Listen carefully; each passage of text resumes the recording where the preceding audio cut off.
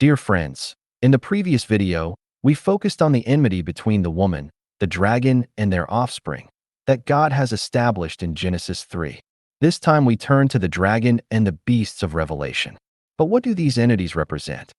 The baseline for our analysis is the book of Daniel, especially chapters 7 and 8. In prophetic language, beasts are not animals, they are kingdoms, and Daniel makes this explicit. The fourth beast shall be a fourth kingdom on earth. This gives us a clear rule. Whenever we see beasts, we are dealing with political powers. Any other reading becomes arbitrary. The same logic applies elsewhere. When Isaiah describes the wolf living with the lamb, this is not about animals changing behavior, but about nations no longer waging war.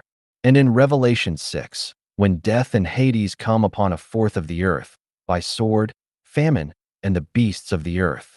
These beasts are not literal creatures. They are political powers acting within history. The features of Daniel's beasts are not random, nor are they decorative. They describe the real nature and behavior of the kingdoms they represent. The lion is to be understood as Babylon, the dominant power of the Near East, just as the lion stands as the supreme predator of the land. The bear, the largest predator, represents the most populous empire, the Persian Empire.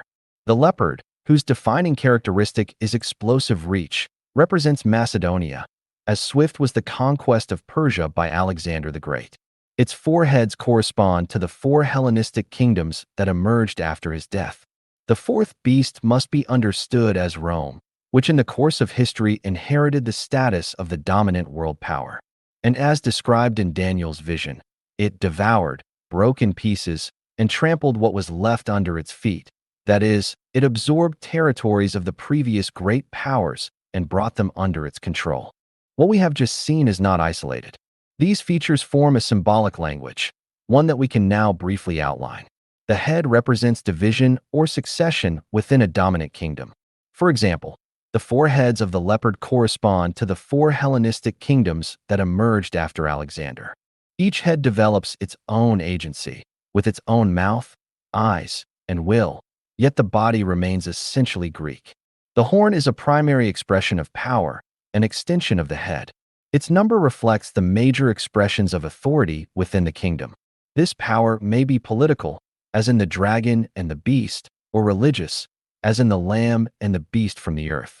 There is also a close relationship between horns and heads, as seen in Daniel, where the four horns of the goat correspond to the four heads of the leopard in a later vision. The body represents the mass of the political entity, its population.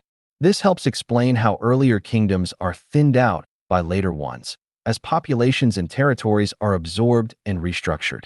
Finally, the tail represents what is subordinate, that which follows. These are just a few of the main characteristics of the beasts. For those who wish to explore them in greater detail, see chapters B and G of my free ebook. An intelligence analyst studies the book of Revelation, linked in the description of this video. Beyond these core elements, some features describe how power extends and operates. Wings indicate authority extending beyond the immediate earthly domain into the symbolic realm of heaven. As we saw in the symbolic geography, this means direct influence upon the people of God. In Revelation, the woman is given the two wings of a great eagle, but this is not a new image. The same language appears in Exodus, where God says, "I carried you on eagle's wings and brought you to myself." The pattern is the same. The eagle's wings signify protection and transfer under higher authority.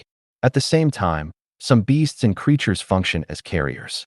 The horses of the first seals carry their riders. The beast from the sea, at a certain point, carries the woman. In each case, the carrier provides the underlying power, while the rider, or figure, expresses and directs it.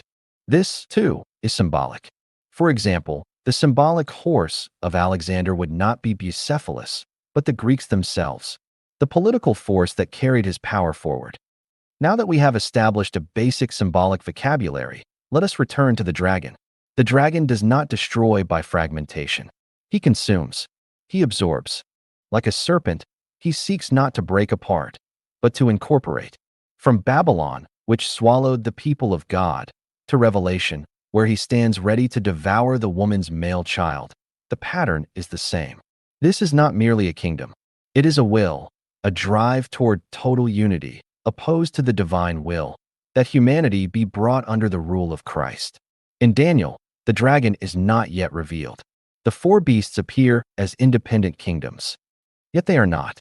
When we look back at the great empires of history, we begin to see how the dragon's will takes form. These kingdoms do not replace one another. They accumulate. Their characteristics converge. The seven heads reflect the historical succession of kingdoms. The 10 horns emerge in their final political form.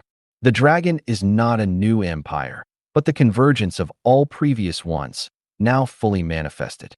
Now let us briefly mention the beasts of chapter 13. One rises from the sea, from the world of the nations. The other rises from the earth, from within the domain of God's people. They are both of great importance. Chapter 13 presents the rise of the beast from the sea and the beast from the earth with almost exact balance in the Greek original text. These beasts have distinct characteristics. They are not the same. They act in different realms, but both serve the same will. Together, they carry forward the purpose of the dragon.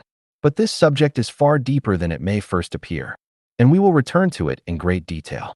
There, we will identify the heads, the horns, the duration, the dominion, and the name of the beast from the sea.